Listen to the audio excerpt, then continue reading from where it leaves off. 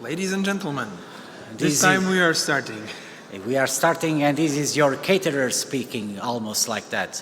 So we kindly remind you that we have the reception at 8 o'clock here at the Opera as well. And please, on the meantime, don't eat anything. It's a full-scale dinner. We like to treat you well. Our people from Białystok are the best caterers in the world, as well organizers. What can I add right now? I can add another thing, Piotr. If you want to give another taste to your food during dinner, at the reception desk, the lovely people from the Salt Museum that were winners of the Great Portimão Prize last year, they have brought many samples of salt for you to take. So please, you can enjoy this lovely gift that comes from Mesolongi, Greece. And that's a welcome. Thank you.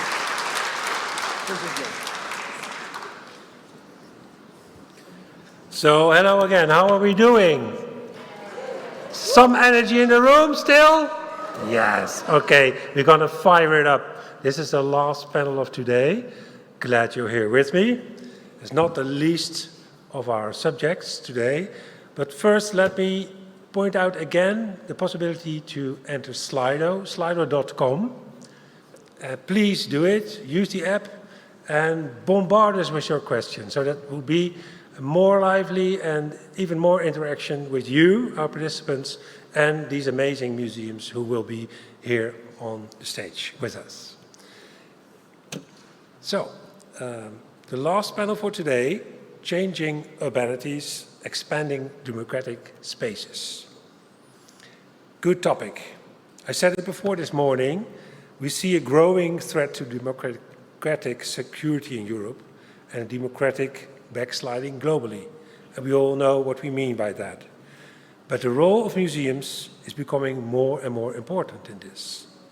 Museums have the potential to strengthen urban democracy. That's what we're going to talk about today. They develop new practices to stay in touch with what life is like in the city, including the issues communities face and their hopes for the future. We will discuss how museums today continue their mission to serve as tools for this, for civic engagement, enabling people to have more than just consultative power, but also exercise and develop agency. So the big question is, how can museums go beyond this obvious consultation of visitors, communities and people of influence around them, and really change democracy or the process? We will hopefully hear from each of the panelists what the innovative character of their museum is and how that museum does serve their community. And most important of all for our theme today, how does this practice contribute to the functioning of the museum as a democratic space as part of the urban fabric? With us today are the Wien Museum from Austria, Michaela Kronberger. Can you come to the stage, please? Michaela. Then, great, yes. Krzysztofory Palace Museum of Krakow, Poland. Krzysztof Hasewski, please join us. The Manchester Museum in Manchester, United Kingdom, Esme Ward. And the House of Architecture, Madrid, Spain, Sara Leon. Please join us.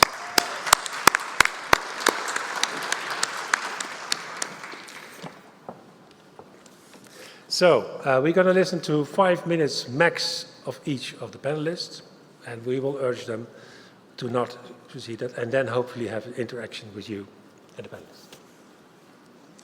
So, I hope I can manage.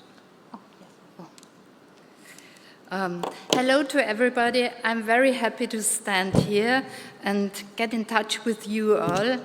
And I'm also very proud to be the representative of the Wien Museum, the City Museum of Vienna.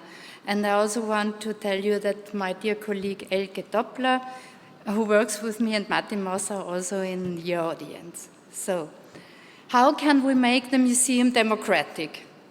When we examine the role of democracy in museums with a particular focus on historical museums like the Vienna City Museum, we are faced with a range of complex and often unresolved questions.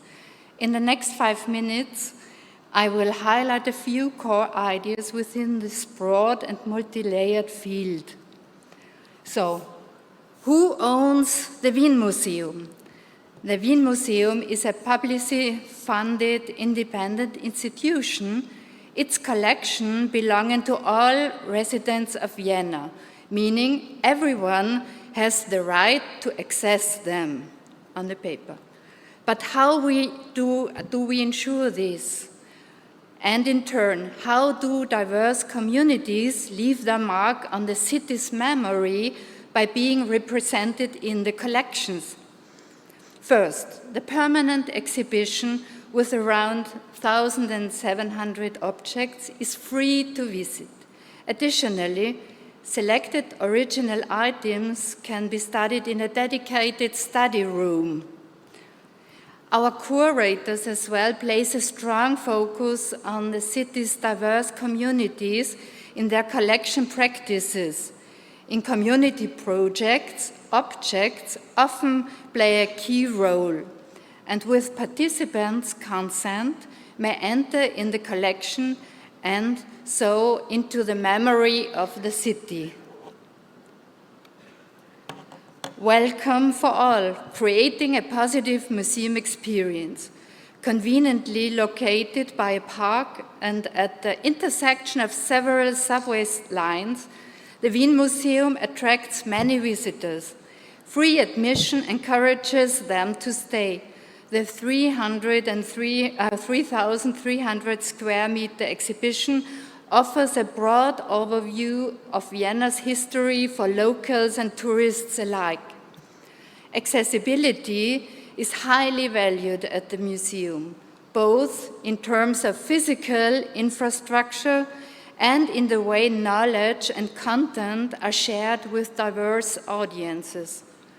We aim to be a welcoming place for learning and relaxation with non-commercial areas offering cool spaces in summer, warmth in winter, and free access to restrooms as well. Democracy in a museum. Where does it start? Our permanent exhibition was developed in ongoing dialogue with a relatively large group. From the beginning, it was very important to us to involve not only the museum's academic staff, but also the education and outreach teams, and also inclusive focus groups. To gather broader feedback, we also formed a focus group with staff from various departments, such as visitor services, workshop technicians, and administrative officers, helping participants better understand each other's work environments. This was especially valuable for our front of house team, as the museum space is also their working place and must be as comfortable as possible. How can a museum promote democratic processes? A main goal is to ensure the most accessible possible access to knowledge for both individual visitors and groups using our free educational programs. We take a clear stance on key issues of historical processes and urban life and encourage our visitors to engage in critical reflection. What we consider essential is that the museum serve as a space for discourse, whether through our educational programs, public events, or in collaboration with different communities within the city. Finally, a brief look ahead. In many areas, such as our work with communities in the city, we are still at the very beginning, but with every project we continue to learn. Since the museum reopened, about a year and a half ago, we have been working to transition from a turbulent launch phase to a more stable day-to-day operations. So our main goal is to integrate what we have newly developed and learned into our temporary exhibition program and to apply the same standards in the redesign of our branch locations. We have 20 of them, but there is still plenty of room for growth. So if you're keen now to see our museum, please have a look at the film that is exposed at the website of the EMYA webpage. So thank you very much for your attention, and I'm looking forward to the discussion.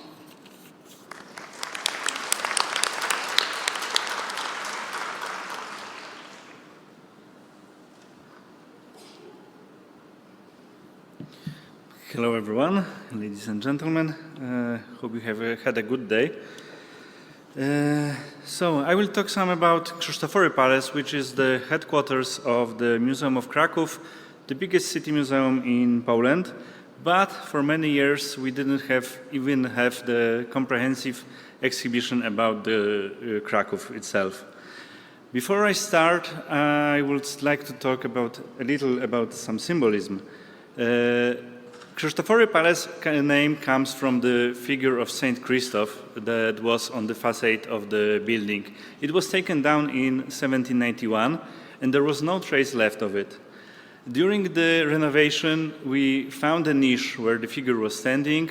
We asked one sculptor to make the new one and we put it back, so at least we deserve the name again. That was important. During the presentation, I don't want to talk about numbers, statistics, square meters, and so on, and about 140 visitors we have every year now. I will not elaborate about the rooms and facilities, because those you can see on the photographs and in the video that is coming. I want to talk about people, communities that are next to our museum. When we began the renovation planning, the focus was on the narrative of the exhibition, about telling the story of Kraków. But what we finally did was the story of Kraków said by the people, and not just the historical VIPs, kings, mayors, and so on, but everyday life of Krakowian people.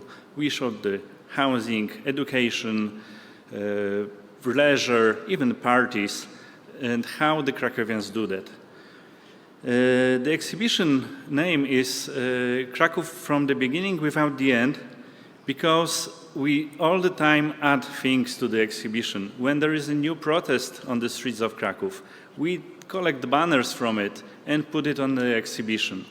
We add, when there is a discussion about electronic scooters, we get the scooter and place it on the exhibition.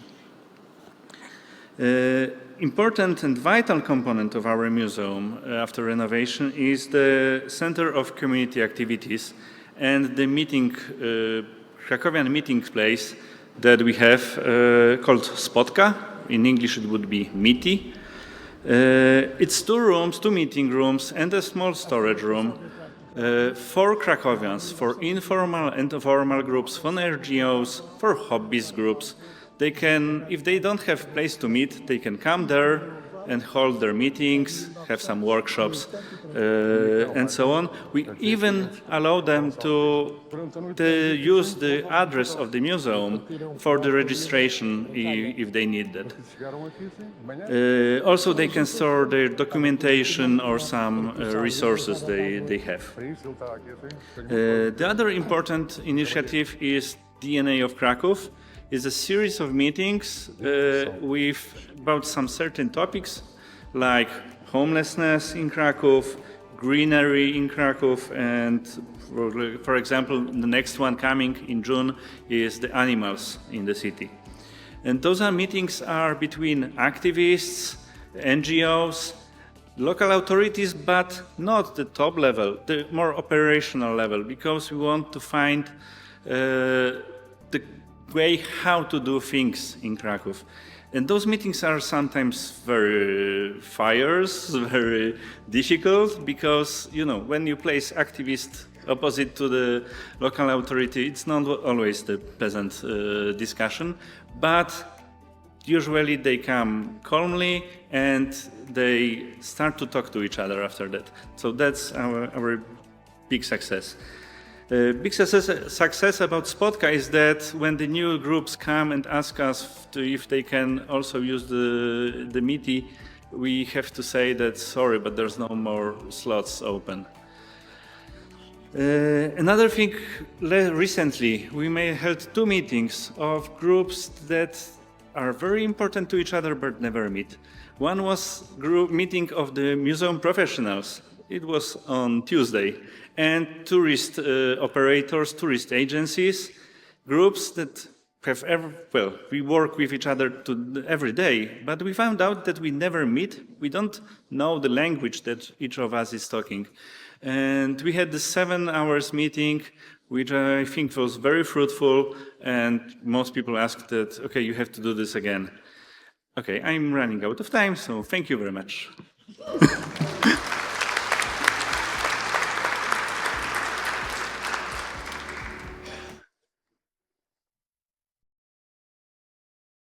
Hi everyone, we're absolutely chuffed, that's a northern word I think for delighted to be here. I'm from Manchester Museum and I want to just do a bit of a shout out to 2 of my colleagues, Chloe, our social justice manager, and Kieran, our head of external relations, who are both going like this, who are in the audience. Yeah. So I want to take you to Manchester. The world's first post-industrial city in the north of England. This is Manchester Museum, a leading university museum with a commitment to learning, research and social responsibility deeply embedded in its DNA. But we've been working hard to not only transform our building, but driven by our values and a new ethics of care, transform our relationships, open up, and try to become the museum our city and its people really need. The 4.5 million strong collections range from across natural sciences and human cultures, Stan, the T-Rex included. And whilst this museum was born of civic ambition, it was also born of empire, of racism and extraction. And our urgent work is to address this history in ways that recognise harm, but also encourage healing. Our mission is to build a more sustainable world and understanding between cultures, never more urgent or necessary. And our values, a commitment to inclusion, to imagination and to care, drive everything we do. Put simply, we want the museum to be a place where people feel they belong. And we realise that to do that, you have to really create the conditions that encourage and enable that, from co-designed new inclusive facilities, prayer rooms, picnic areas, quiet room, therapy room, to our flagship Museum Celebrates programme, developed with faith leaders and charities across the city, bringing generations and communities together in moments of friendship and, frankly, shared joy. We need more of that in the world. In February, in February 2023, we reopened after a major capital project, including a new exhibition hall, an entrance, a Chinese culture gallery, a belonging gallery, and this, the South Asia Gallery, in many ways emblematic of our transformation. It's a partnership with the British Museum, and it's the UK's first gallery dedicated to sharing the culture and contribution of the South Asian diaspora. It's been co-curated on a pretty epic scale. The South Asia Gallery Collective, this wonderful group of humans you see here, worked with the museum over several years and, driven by a spirit of collaboration and co-production, brought lived experience and collections together. They tell stories across 6 anthologies, in their own words, on their own terms, and they unearth narratives we would never have found and we would never have told. And I always think visitors have the best lines, so I want to share the words of one of our visitors, because it sums up the difference this gallery's making. They said, "The honesty of the impact of colonialism in our communities is one of the reasons I will be bringing not only my South Asian friends, family and parents to your museum, but my non-South Asian loved ones too. The gallery shares a part of me I may not have been able to express in words to them before, and this opens up the museum to a whole new audience, like my mum, whose visit to this museum will be her first visit to a museum ever. And across the museum, we've seen really big shifts in audiences. We doubled audiences in our first year to 880,000 visitors, exhausting. But more importantly, they're reflecting the city we're in. Over a quarter are under 25, over a third are from the global majority, and for 15%, like that mother that visitor described, we're the first museum they've ever been in. Beyond curatorship and displays, we've opened up the entire top floor of the museum to become an environmental action and social justice hub. It's got a greenhouse, co-working spaces, a lounge, and it's home to local environmental, educational and social justice organisations that share our mission. It's an experiment, it's evolving. We're bringing people together to learn, support, build community, capacity and dream. Like this, these are some of the partners that we're working with. One of our longest partners on the top floor is the charity Pink. 5 years ago, with lack of learning provision for neurodivergent young people in our city, across Manchester reaching crisis point, Pink ran a pilot project to develop an alternative arts college in the museum. It started with a couple of desks, and today we're now oversubscribed. We have over 20 students a year. But more than that, they've expanded to build campuses like ours in over 15 other museums and heritage venues across the UK. It's a revolution in the world of museums, and we're honoured to be their headquarters. I'm going to move on because I'm being very, very slow. You're going to have to ask me about that. I have to just mention frogs. Our work to build a more sustainable world is both hyper-local and international, with our award-winning vivarium leading work globally on amphibian conservation. Sponsor a frog in Manchester, and you'll be helping protect and conserve the critically endangered Panamanian harlequin frog and redistribute funding directly to Panama. I want to end, though, with this. For many years, we've considered the return of collections in Manchester not as a loss, but an act of repair, healing, and relationship building that gives communities and our museums new purpose, strength, and relevance. In 2019, we were the first museum in Europe to unconditionally return secret, sacred, and ceremonial material to communities of origin. And more recently, we returned 174 items to the Anandiliakwa community. And this relationship continues today. If you visit Manchester, there's an exhibition called Stories from Country, highlighting what happens after return. And this photo, probably my favourite photo, or one of them from the museum, shows an embrace between the daughter of the anthropologist that collected the material we returned and Amathea, one of the artists. UNESCO described the process not as a transaction, but a collaboration, a dialogue, a project fueled by empathy, trust, and love. So I'm going to end there with empathy, trust, and love, because we hope that's the future of Manchester Museum, and I think we hope it's the future of all our museums. Thanks.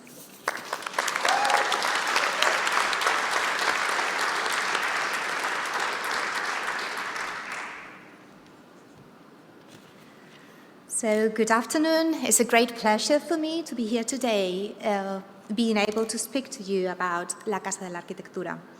Today in this panel, we are gathered together to explore how museums can play a role in shaping urban democracy and engaging with the public.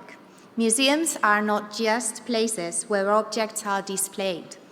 They are spaces of discussion, reflection, and of course, participation. They offer the unique opportunity to bring people together and explore complex ideas about our society, culture, and in our case, about architecture. At La Casa de la Arquitectura, we don't just showcase architectural works. We encourage critical thinking and dialogue about how architecture connects with public life and, of course, with our community.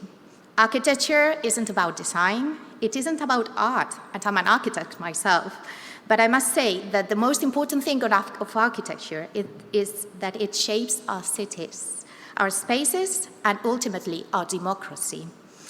To help us illustrate this, I'd like to share with you a brief video from our museum where we bring these ideas to life. La arquitectura no es solo la huella de nuestro paso por el mundo, es también el reflejo de nuestra capacidad para imaginar el futuro. Cada línea que trazamos, cada edificio que levantamos, responde a un deseo, a un desafío. La arquitectura incide de manera directa en la salud y el bienestar de las personas. Los valores y su potencial transformador están asociados a muchos de los grandes retos globales a los que nos enfrentamos como sociedad, desde el punto de vista económico, social y medioambiental. La Casa de la Arquitectura nace en diciembre de 2023, como consecuencia de la Ley de Calidad de la Arquitectura, una iniciativa que se fundamenta en la normativa europea, como la Declaración de Davos, la New European Bauhaus y el Pacto Verde Europeo. Situada en el corazón del eje cultural madrileño, la Casa de la Arquitectura se integra en la red de instituciones que enriquecen el panorama cultural de la capital.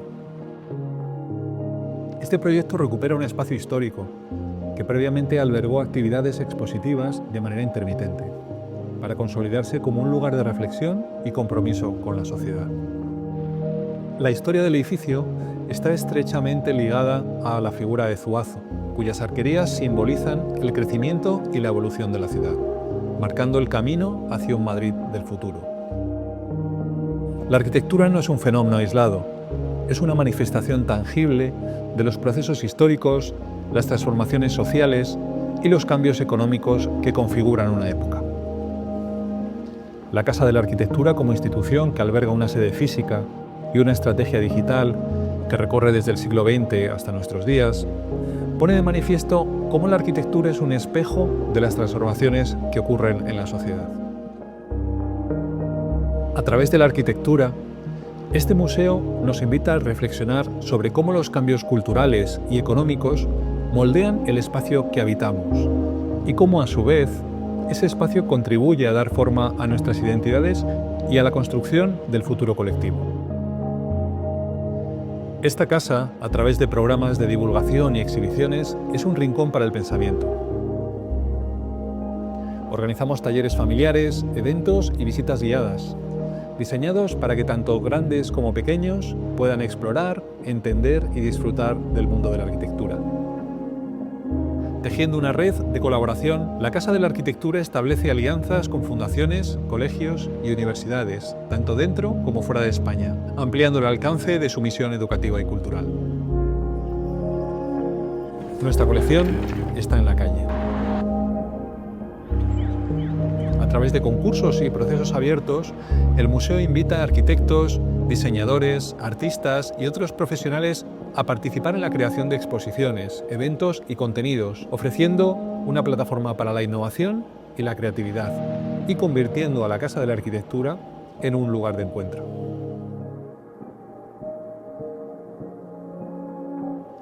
Los museos son la expresión clara del tipo de futuro que queremos para nuestra sociedad.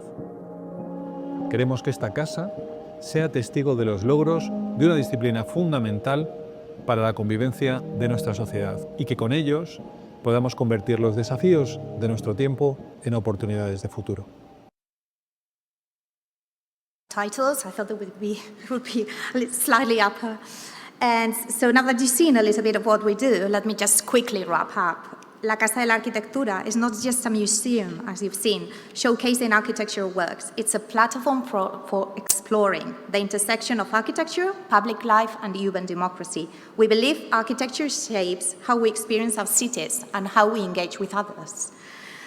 Through the museum, we aim to democratize architecture knowledge, making it accessible and participatory to spark discussions of how we build our lives together. Architecture is not about buildings. It is about shaping the spaces and how we define our communities. Thank you very much.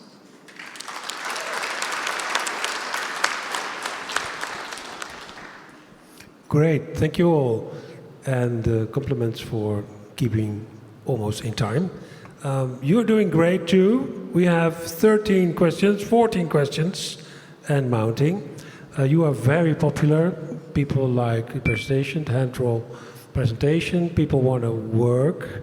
A lot of people want to work at the Manchester Museum. So if you're looking for any good candidates, there's questions if you also collect the scooter drivers or not. And more serious questions, of course. The question to all of you, and maybe we can start with that, is we have not rehearsed this, so I see some sweat drops, is how would you deal if the far right wins in your city? Shall we start with you, Sarah? What would be your reaction at Casa Arquitectura if the far right wins the election? You're an open democratic space. Yeah. Actually, I think that's a tricky question, but because in La Casa de la Arquitectura, what we do is like open up to everyone because we feel that the way architecture affects our lives is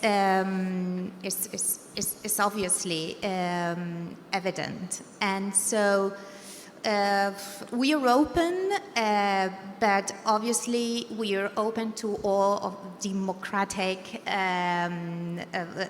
ways of accepting that and of talking. And so I think that in terms, we're not doing any political abuse in our museum. We're just trying to democratize architectural knowledge. And it's not really, we are, in our country, as you know, there are many realities, and there are many cultures, there are many languages, and La Casa de la Arquitectura is a place where everyone gets together, where everyone shares, and this richness, because we are lucky in a country to have so many different ways of thinking, ways of accessing to culture, and ways of relating to others. It is a place where everyone can express themselves.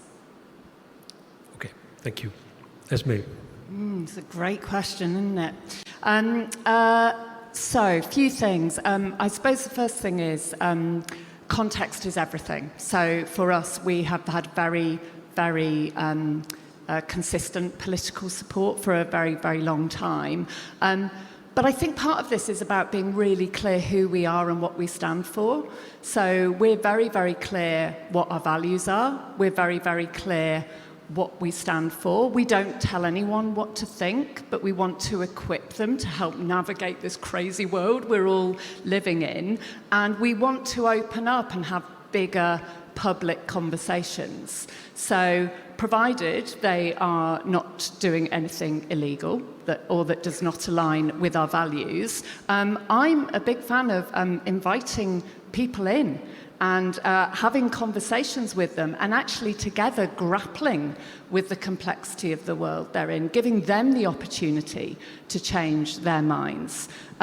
However, if they are using hate speech or any of that, then no, it's really simple. We know who we are and what we stand for, and we are not going to be a platform for that. Christoph? So first, the scooter doesn't have battery, so you can't ride it in the museum.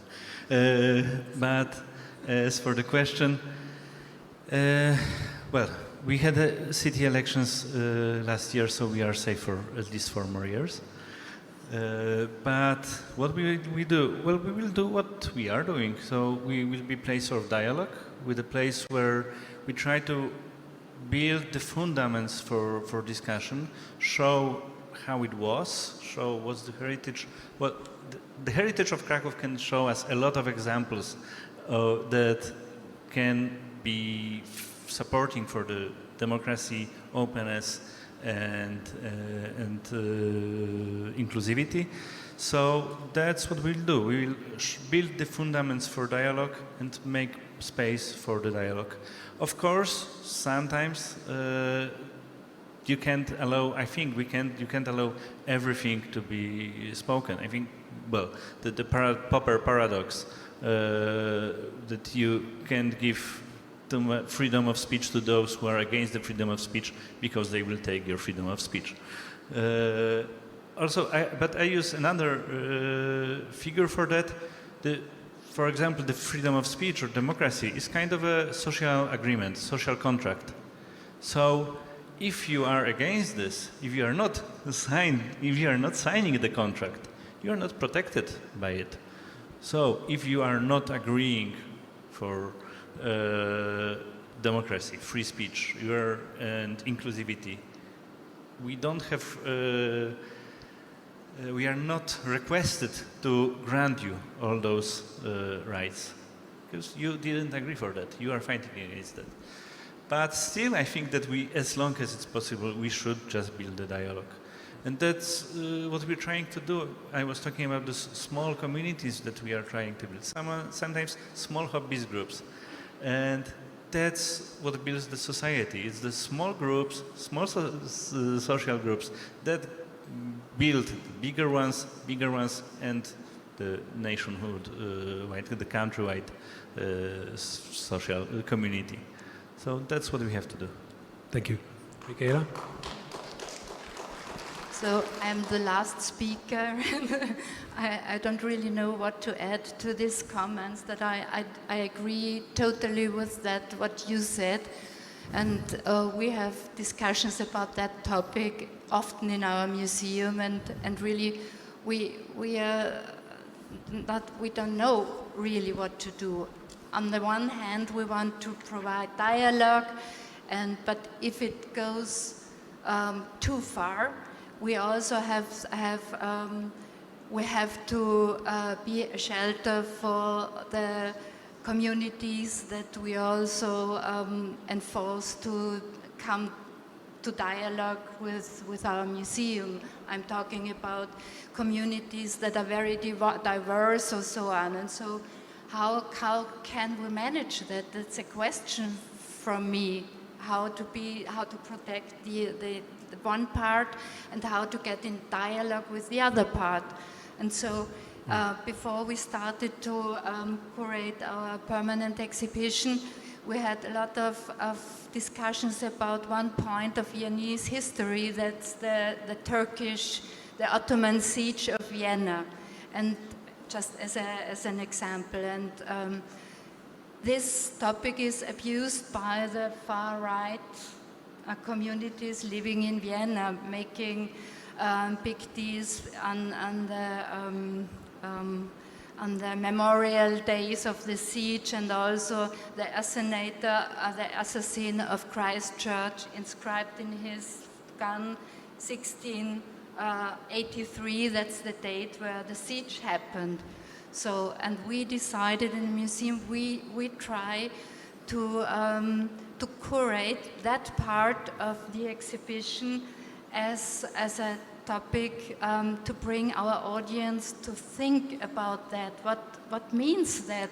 When persons make demonstrations to the points of the siege. And so we tried to make a chapter who writes history and who abuses history. This is reminiscent to what Kaya told this morning, who controls the narrative. Sorry, I can't understand you very good. Okay. Because of the noise. Yeah. This touches on what Kaya, our keynote speaker, told us this morning, who controls the narrative. Yes, yeah, that's the purpose. Yeah. So thank you. That we tried to do this before we curate. Sarah, can I ask you, urbanization is changing cities and landscapes, you said that. Social relations, everyday lives are touched by architectural decisions, gentrification. You have told us in your presentation, by the way, all the films are accessible via the EMYA website, so please check. In the presentation it says, our collection is in the streets. Great slogan. Area-based initiative set out to improve often livability and living conditions in disadvantaged urban neighborhoods by making use of extensive citizen participation. But local initiatives are often criticized as tokenism and creating the illusion that the residents really have something to say how the urban environment is developed. What do you see as a role for the Casa de Arquitectura in this? I mean, it is true that architecture sometimes gets disconnected with the people, and architecture and urbanism is meant to serve these people, right? So actually in the museum, we want to bridge the gap between architecture, between urbanism, and between the people. And how do we do like that? We try to raise awareness of what architecture of quality is. That's what we do in the museum. So architecture of quality is not building a piece of art, a beautiful museum. It is not. Architecture should focus on the well-being of people. And if people are aware of how architecture influences its life, because architecture is the only art, as you know, that is present in your everyday life. And this is the first question we do to everyone who enters the museum. We ask them, are you conscious that architecture is the only art with which you relate every day of your life? And once once the people raise awareness of the influence architecture has, they're more likely to care and they're more likely to participate. And also the architect's view will change. I'm, as an architect, think we have to detach from our little baby, from our piece of architecture. We have to detach from that and serve the people and listen to the people. So serving architecture. Yes. And the other question for you would be, you also mentioned in the presentation that Spain has within its territories different regional architectural identities. Spain has several autonomous regions. Still, the Casa de Arquitectura is a national institute and a direct result of a law on architectural quality.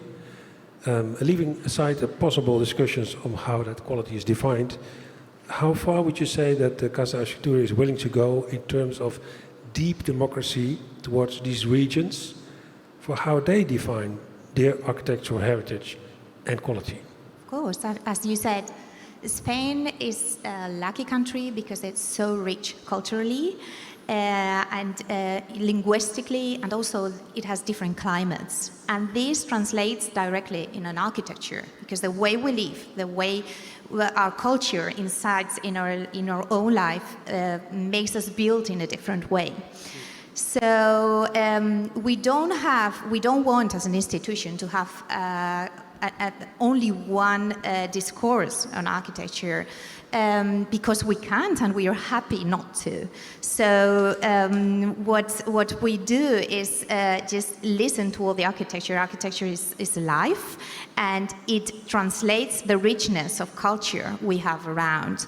So what we do is we try to, all our exhibitions that are actually, we don't have a permanent exhibition, we have only temporary exhibitions because architecture is alive. And in our country, we have so many different approaches to this architecture that luckily makes our exhibitions a center of opinion, a center of relating between us and of interacting differently, and this enriches enormously our country.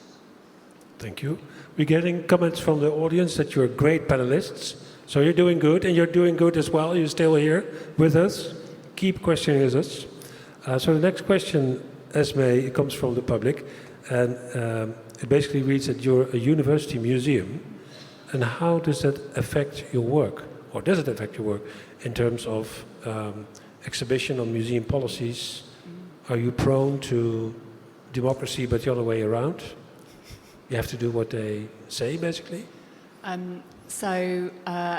Being a university, we're interesting. We are a university museum. We're also the Civic Museum. We're the place you get taken as a kid to see the dinosaurs and natural history. So, but our supporting body, our funder, they are the university.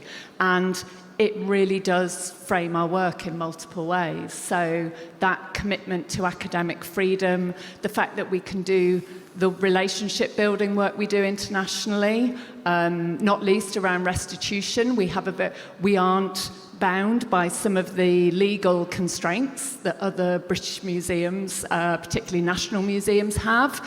But more than that, as part of the university, we have, there are 40,000 students in Manchester. There are 12,000 staff. It's a big university. And so I think we have this amazing ability to convene. I think it's quite unusual to find a museum that's as comfortable with toddlers as it is with sort of world-leading researchers and residents and policymakers, and the power that you can bring all of them into one room. I think it's very unusual to find civic spaces, particularly free ones, where you can do that. So the university, in our context, has a clear commitment not just to teaching and research, to social responsibility. So they absolutely support all of that work. And in a way, it means we have far more autonomy than maybe many other museums out there. And we, of course, also have all of these big brains on tap who can help us shape our thinking, draw on research more widely. Thank you. And the other question would be, in democratic theory, direct citizen participation, yes, is seen as a means to an end to reduce problems of inclusion and communication between groups in and of society. Which defect in representative democracy should be addressed by your museum, you feel? I'm not sure I understand the question. Say it again, yes. Sorry. Okay. Do you see any defects in representative democracy which your museum should address? I don't even quite know where to go with that. It's really, I'll be honest, it's really interesting. So that, as a way of speaking, that doesn't feel in a UK context how we would speak. So we would talk instead, if I think about Manchester, it's a hyper-diverse city, we would think about the communities that aren't represented.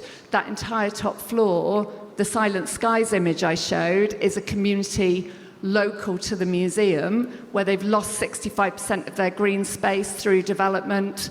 We've worked with their climate action group to look at how they shift policy and thinking around that. So I'm not sure I've answered the question because I'm really struggling with it. Okay. But I suppose it's how do we create the conditions for the inequalities within our museum to be at the heart of our work, not just our displays, curatorship, but actually all of our work and all that the museum can do. And we're really embedded with public health and with all these other educational inequalities, racial inequalities. We're, like many cities, living a tale of two cities. So those things, we feel them deeply because we are also citizens. Mm-hmm. Thank you. I put you on the spot. So, for you, Christophe, the key values of democracy are equality, transparency, and justice. I looked it up. A functioning democracy requires the opportunity for a balanced debate, so your answer was, and confidence in the commitment of the parties to the compromise reached. There's a great need for words and concepts that connect past, present, and future now. That's what we all do. Do you see a role for a museum as a defender for democratic values, and what of their makeup as an advocate for a pluralistic society? Do you see a role to defend belief systems while you are being criticized by your opponents, maybe? Okay, so do I see the role for a museum as the defender of democracy? Yes. Okay, we're done. To expand some, well, first of all, the new ICOM definition of museum pretty much doesn't say democracy, but the values that are democratic are in this definition. So we have to do that, but okay, I will expand more. First of all, I think the museum must be some representation of the society around, and we are, at least here in Europe, mostly we are in democratic societies, so we have to express that. Also, these values, I think, are really like more common, widely accepted, and I guess in this room we all agree with them. I hope so. So we see them as very basic needs for the societies, and well, museum in its roots is the place of discussion, the museum. So we have to be the place where the dialogue is open, where people can freely speak and every group can speak.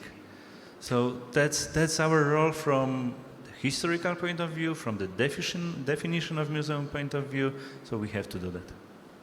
Good. Then the question from the public, which is related to that, is how do you decide what goes on display? You mentioned placards, etc. And who do you invite for this dialogue? And how do you manage differences? I'm not sure if I heard well, but how do we decide who can talk? Yeah. So I will say example. On the main exhibition, we have this part about protests, and we put banners from the protests happening in Krakow. And when we were making the exhibition, there was a big protest against the stricter abortion law. And there were protests on the streets we called with the thunder sign that was pro-choice, but there were also counter-protests. And we asked on social media that we want to collect items from the protests. And the thing is that only one side gave us the items. They gave us the artifacts. We only got the thunder. Have you found out why? Did the other party not trust you with them or not interested in being part of it? For sure, there was difference in scale. I mean, the pro-choice protests were much bigger, much wider.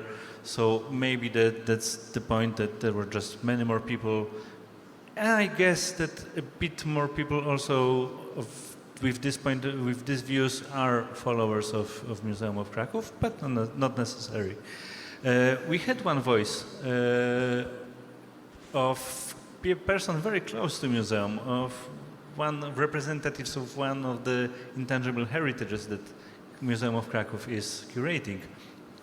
That was a protest. Why museum is doing that, that we shouldn't go into politics and we shouldn't go into this exact topic. But we responded that, well, this is happening in Krakow. We have the responsibility to show to collect what's happening in Krakow. We don't judge, we just want to present, we want to collect and later present what was happening. We don't give value to that. We just collect and show. Yeah. Thank you. Michaela, we come to you, and we have 5 more minutes. So we have 2 questions for you. In the video, it shows that you also work with people with mental health issues, experience, and people with learning difficulties.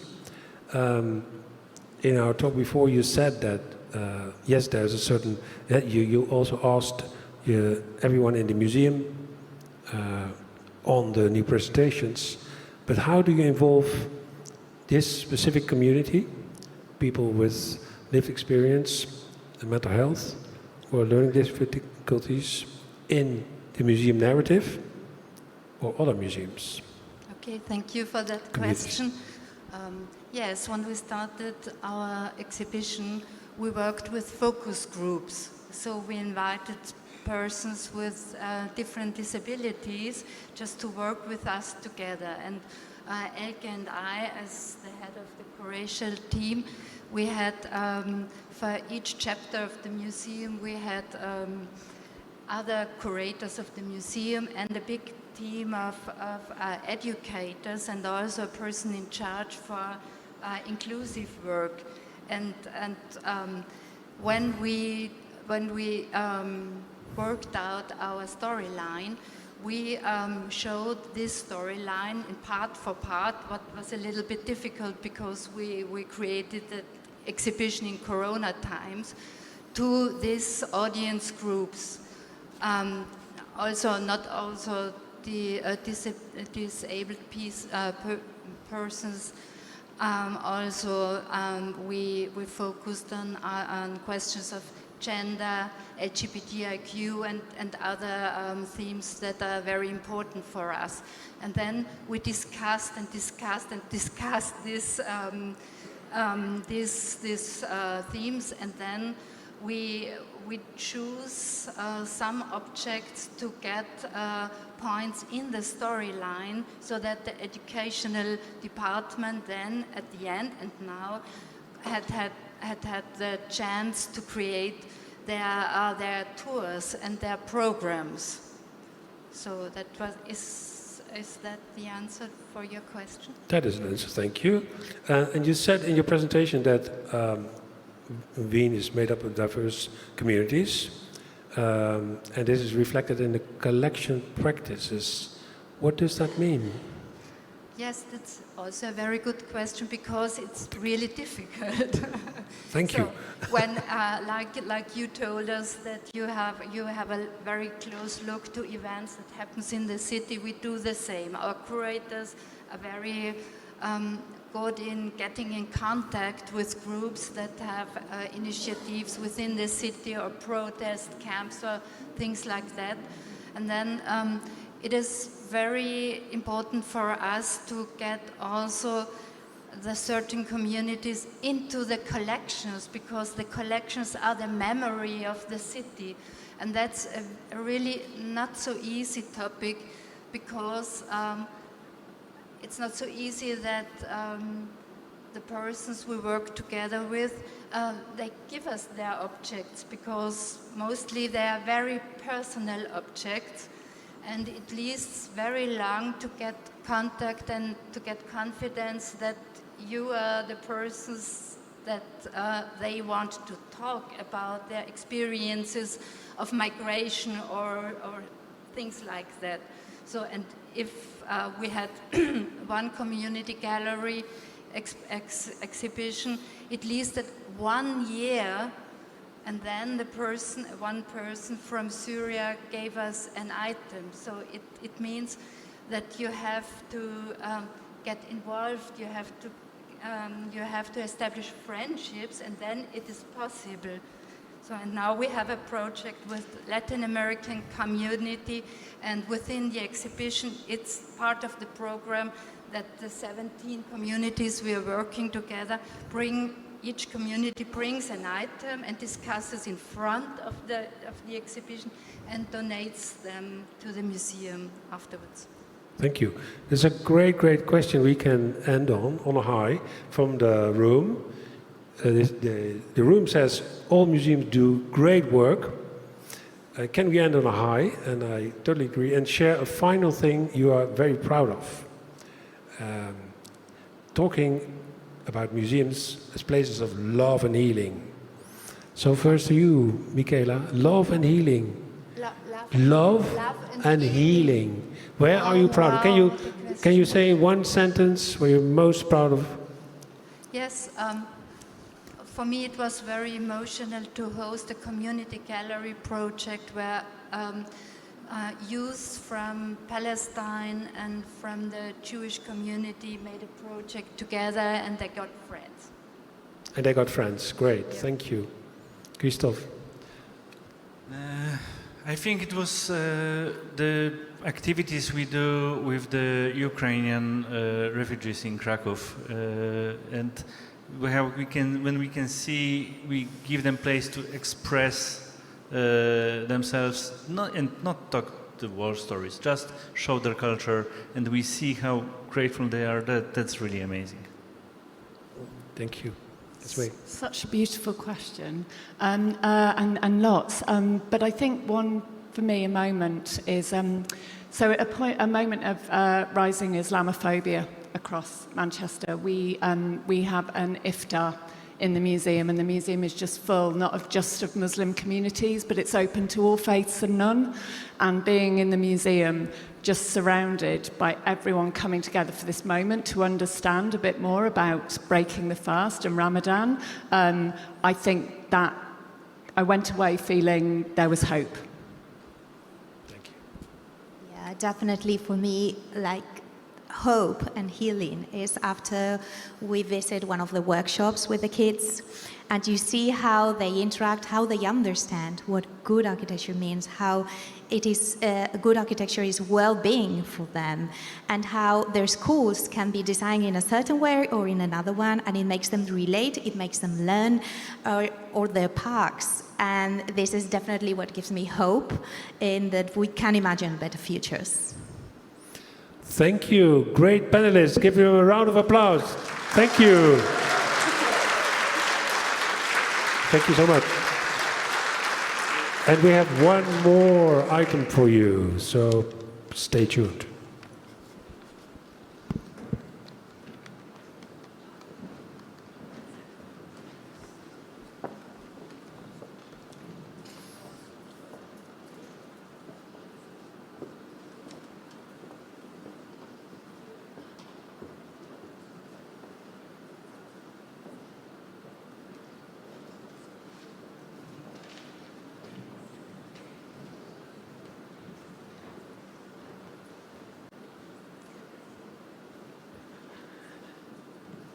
So, this final task for me is put on my table to announce the final speaker of today. I know it has been a long day, but I also feel it has been a very inspirational day. We heard so many great practices of the colleagues present here. So I'm going to keep it short to give the floor to the final speaker. And it's my great pleasure to introduce the winner of the Mayford Museum Prize for Environmental Sustainability 2024, the Museum of the Home in London, UK. Museums are showing commitment to reflecting and addressing issues of sustainability and environment, health, in its collecting and its documentation, presenting and programming, but also in the back of the office. That's what this prize is about. And I find it a very important one, especially in the times we are living. The museum records and rethinks ways of living to foster new conversations about living better lives with others. It focuses from a chronological discovery of everyday objects to telling stories about the idea of a house and of a general sense of home, even if home is not something that you have. So how does home work? It uses its collections, educational programs, and a beautiful vegetable and spice garden to address today's and tomorrow's societal challenges, including food traditions, building a shared understanding of food inequality, and living together in a challenging and environmental-minded times. Its commitment to environmental sustainability is visible in the work with different audiences, fostering responsible consumption, and provides its communities with a historical and positive outlook on the changes in technology and approaches to recycling and sustainability over the decades. So, Eva Soha, Head of Commercial Development at the Museum of the Home, will speak with the title Importance of Home in the Age of Climate Crisis. The floor is yours. Thank you.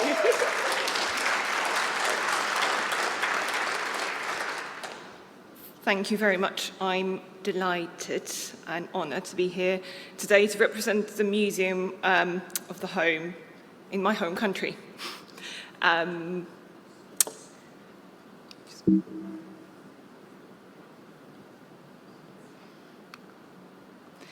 Welcome to the Museum of the Home, located in Hoxton, East London. We exist to reveal and rethink the ways we live in order to live better together.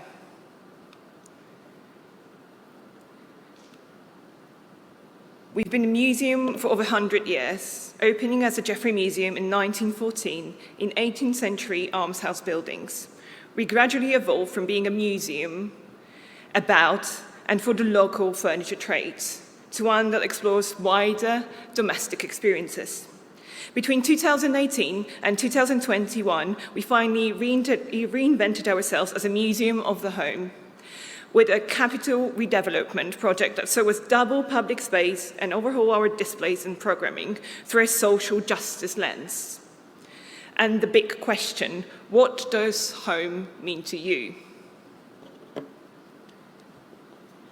Although many museums explore aspects of home and home life, as far as we know, we're the only self-styled museum of the home in the world, exploring home as an emotional, psychological, and cultural and socio-economic space, as well as a built environment. We see home as universally relevant, but deeply personal. And the personal is political. To explore home in the age of climate crisis, we've taken the intersectional approach to ask the wider question: how did we get here? What needs to change in our domestic practices to make the biggest impact? What's in the power of the individual, and what might require collective action? We try to exemplify this approach in our buildings as well as our way of working. Museum of the Home, historic almshouses buildings were originally cellular terraces spread over 3 floors. When the building was converted into a museum in 1914, the changes made erased evidence of their domestic origins. The capital project took a different approach, inspired by the fact that this is a museum of home set in former homes.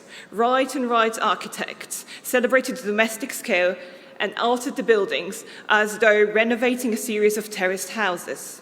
Materials such as bronze trace the outlines of the absent building fabric, a physical memory, a mark of the original dwellings. To reinvent the museum, we've opened it up to the street, reorientated the site, and turned back into the front by creating a new entrance. The entrance is fully accessible, and to make it welcoming, boundaries between the museum and the civic realm were disassembled so that the museum was stitched into the fabric of the city. 2 large openings created preamble site edge, which also hosts a permanent bench, deliberately designed to be non-defensive and available to the public 24 hours a day. The museum is a protected enclave in Hoxton, surrounded by the stresses of urban life, yet cocooned in nature. Across all its spaces, the museum now has views of direct physical connections to the garden. This creates a strong sense of place, bringing the outside in and the outside in, and enhancing well-being for both staff and the visitors. 70% of households in Hackney lack access to private outdoor spaces, making the museum grounds a green lung in an otherwise densely built urban area. Over the past year alone, the number of people who have visited the Museum of the Home Gardens has nearly matched the total population of Hackney. Although Museum of the Home as an offer is designed to exist anywhere and everywhere, we know that there is a huge demand for physical space for grassroots and social justice organisations in East London. Every week, Hackney Food Bank runs a service from our Learning Pavilion and have also partnered with the museum on awareness-raising content in our galleries. The pavilion operates with flexibility to support the community in its serving.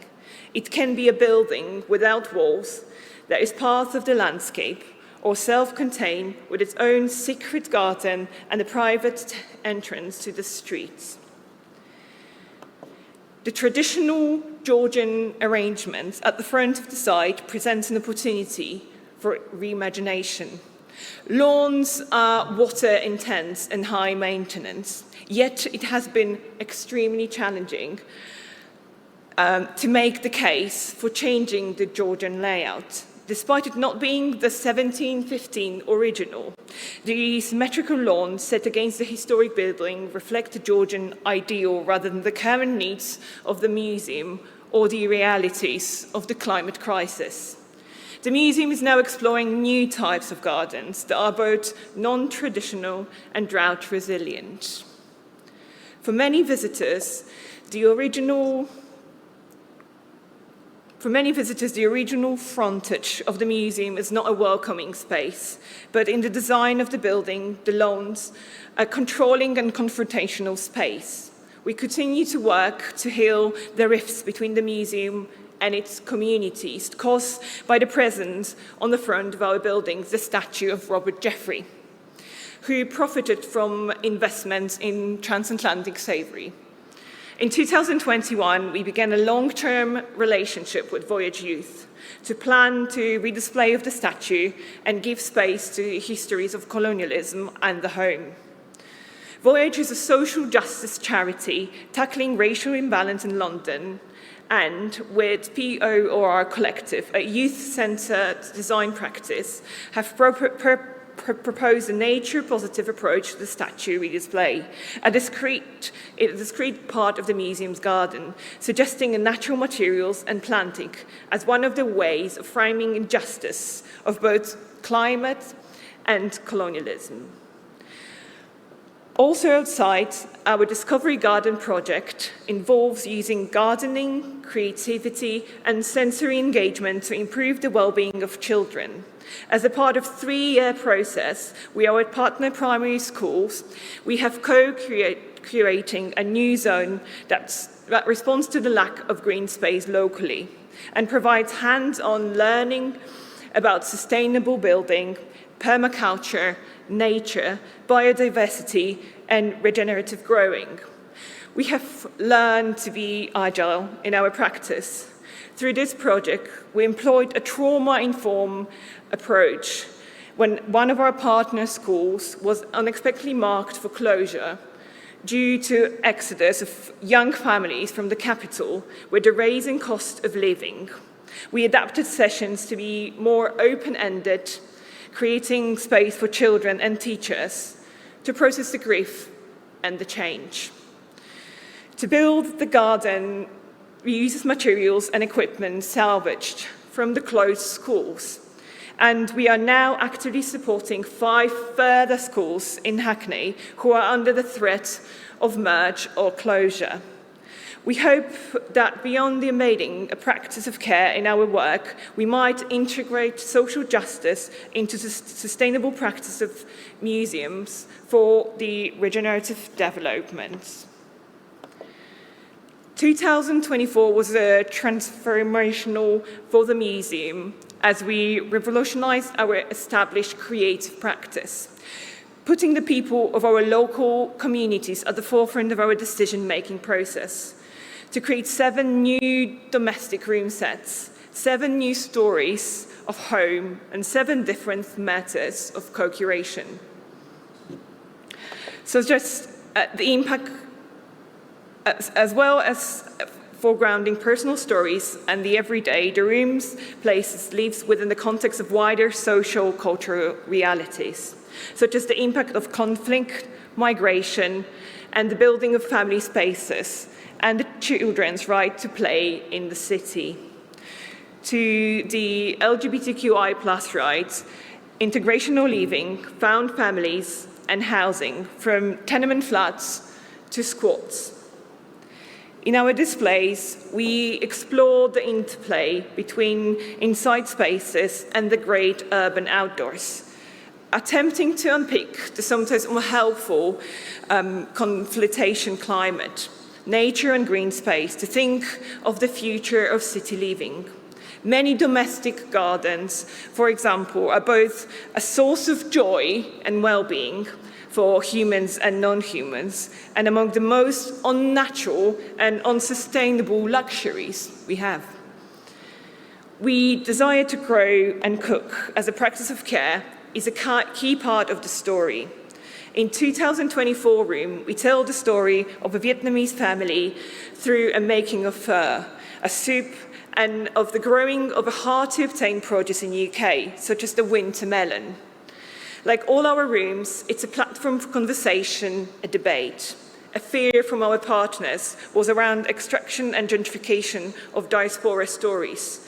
The room and the wider association program now represents over 3 years of deep co-curation and collaboration with over 50 East and Southeast Asia groups, including creative practitioners, green advocacy, and social justice groups, community service, and film festivals. We're also co-developing a new community toolkit, the Library of Ancestral Knowledge, to archive growing, healing, and making practices that are integral to EC diaspora, ways of sustainable homemaking in the UK. With the Interactive Research Studio at Northumbria University, we've created a room for 2049, which is only 24 years away. It's not a scientific fiction view of the future, but rather asks realistically, what current solution to the climate crisis are we likely to adapt more widely? Such as removal mycelium panels that can travel with the dweller from property to property, plant protein mills, readjustment to the traditional plural family, and corresponding use of space. The room looks out onto a future Hackney on the water, with vertical farms and a climate alert screens. Like all of our room sets, it's an evolving space that will continue to adapt to address the vital issues proposed by other visitors and wider stakeholders. We see our work as a foregrounding local stories that speaks to global issues.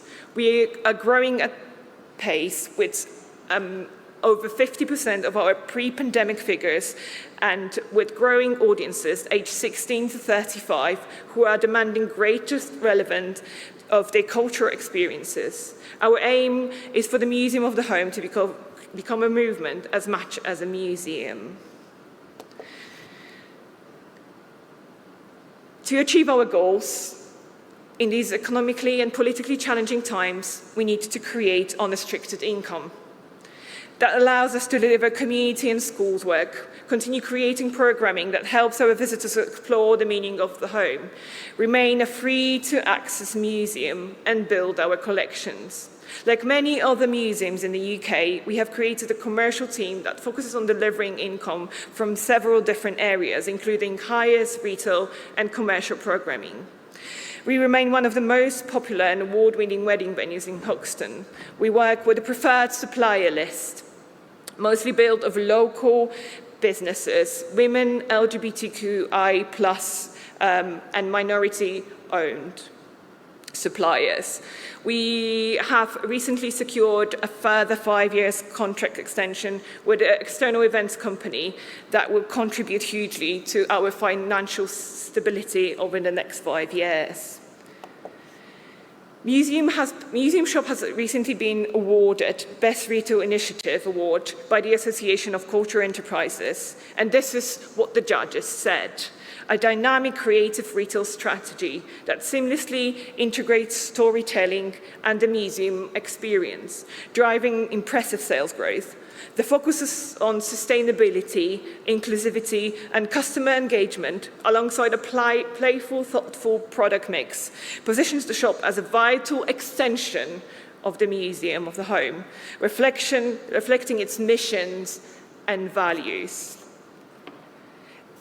In the last year and a half, we have worked tirelessly on improving the Museum Shop range and making it more sustainable. And the award that we won last year hugely helped. We have reviewed the current range and suppliers. Sourced and started selling second-hand and vintage products bought directly by the team as well as independent suppliers. We discontinued products in a single plastic packaging. We have looked for new suppliers that obtain sustainability certificates or could prove their sustainability practices. We found authentic suppliers and products within the local communities. We discontinued gimmickly, culturally appropriating products and suppliers. Each newly listed product has to fit into at least 2 out of the 3 criteria below. Local, designed and or produced locally, prioritizing local makers and UK-made products. Relevant to the organization's purpose and values, products that tell stories. And sustainable, designed and made in a way that causes little or no damage to the environment and therefore able to continue for a long time. We decided to take a transparency and engagement approach, share our sustainability initiatives and be transparent about our sourcing, but our thoughts as well. Engage with our visitors, customers and employees. Involve them in the sourcing process, ask them for feedback and promote their participation. Finally, we promote a circular economy. We encourage our visitors and customers to return products for repair, resale, or recycling. We have launched a series of mending and repair workshops as part of our commercial programming. I'm going to finish with a quiet doom and gloom quote.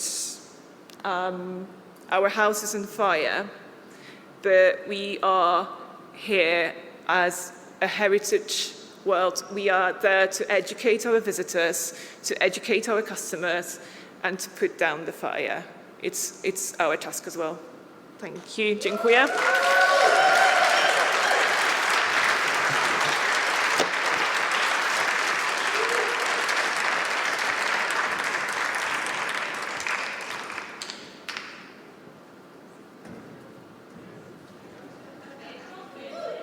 I don't see Pedro. I'm sorry. If he's somewhere over here, please bring him. I feel lonely. Ladies and gentlemen, one short information. We're perfectly on time, so we have 1.5 hours of break, and the evening dinner will take place in the Opera building in the lower foyer. And as we mentioned previously, it's a full dinner, so keep some space. Okay? See you soon.